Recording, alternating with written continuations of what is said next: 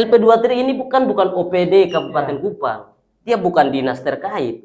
Bagaimana bisa meyakinkan masyarakat bahwa akan segera cair hari ini atau kapan? Tidak bisa, Kak.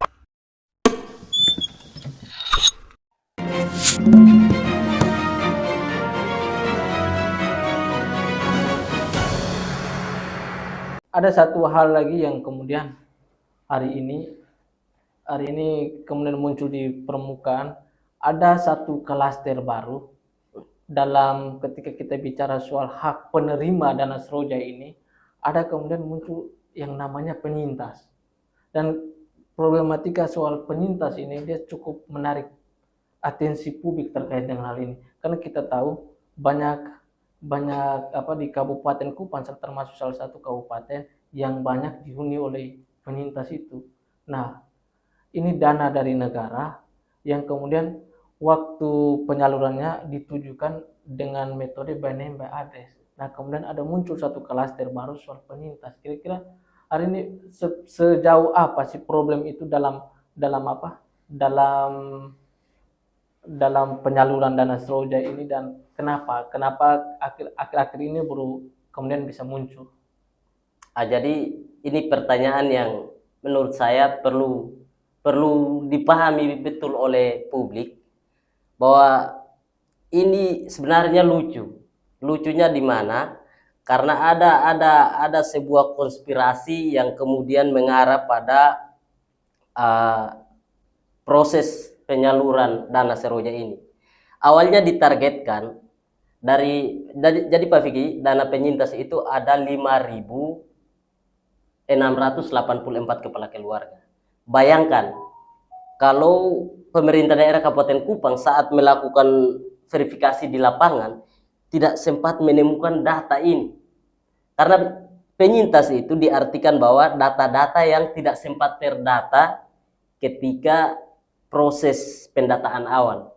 Artinya data-data ini harusnya masuk juga bersamaan dengan 11.036 kepala keluarga.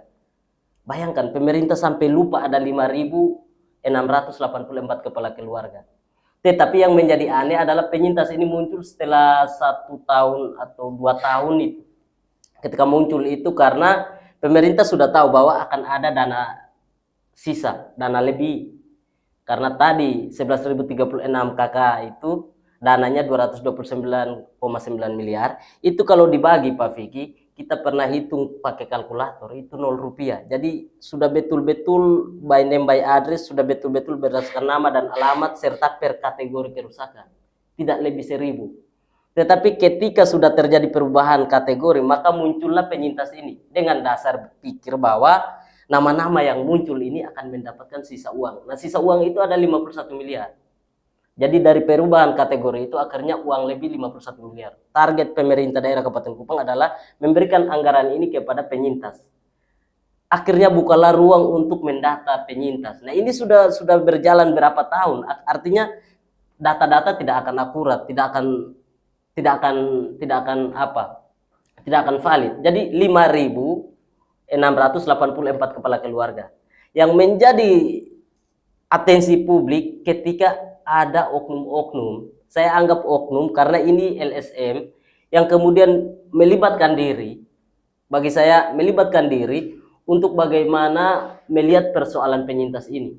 Di mana ada satu lembaga, itu lembaga LP23 Pak Vicky, lembaga pengawas penyelenggara trias politika, kalau tidak salah karena saya tidak di dalam jadi saya bisa saja sebut salah, tapi LP23. Nah, LP23 ini bahkan anehnya membuka ruang untuk masyarakat mendaftarkan diri. Masyarakat yang tidak sempat terdata begitu. Kan ada pertanyaan-pertanyaan yang bertanya kepada LP23 bahwa apakah kami yang belum terdata bisa mendaftarkan diri, disuruh untuk bawa data ke rumah. Nah, ini data yang mana? Sementara proses persoalan seroja ini sudah terjadi sekian tahun lamanya. Nah, beliau ini dari LP23 kemudian memfasilitasi antara masyarakat dan pemerintah pusat serta pemerintah daerah. Walaupun secara keseluruhan kemarin, tapi saya hanya melihat dalam klaster yang kecil hanya satu Kabupaten Kupang. Saya melihat bahwa khusus di Kabupaten Kupang, kehadiran LP23 kehadiran Hendrikus Jawa ini menambah beban dan polemik di Kabupaten Kupang. Kenapa saya mengatakan seperti itu? Karena sangat tidak mungkin LP23 ini bukan OPD Kabupaten Kupang. Dia bukan dinas terkait.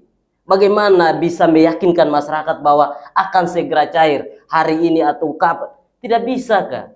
Makanya saya bilang, ini Hendrikus Jawa menjadi beban atau menambah polemik di Kabupaten Kupang. Kenapa?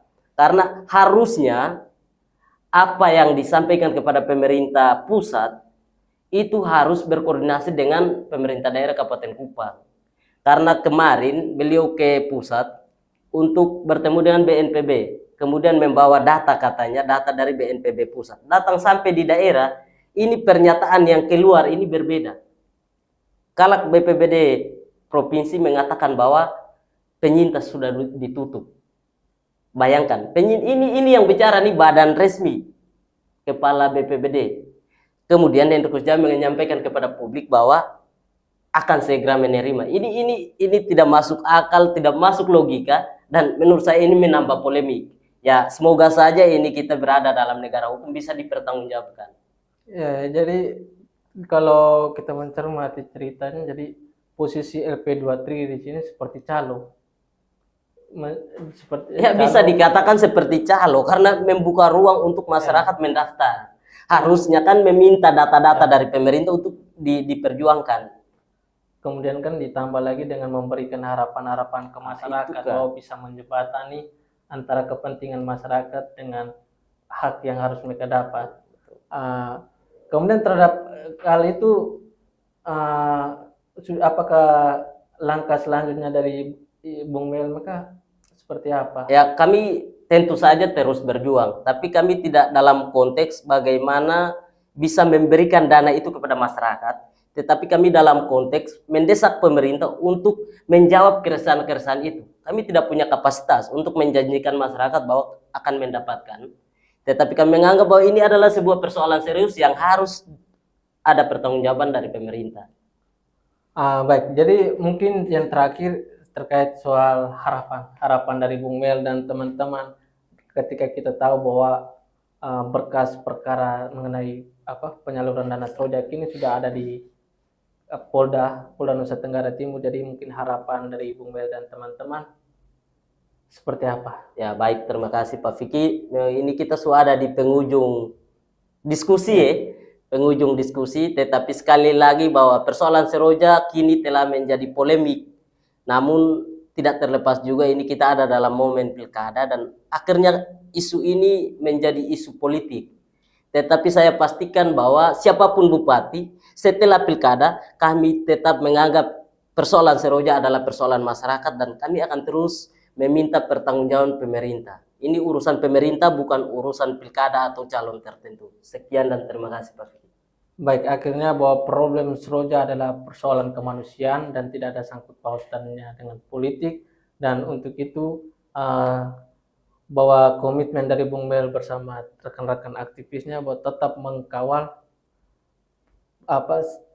penyaluran dana Seroja dalam rangka melihat titik terang dari dana kemanusiaan yang kini sedang berproses di Polda Nusa Tenggara Timur. Akhirnya sampai jumpa dan kita bertemu di waktu berikutnya. See you next time. See you.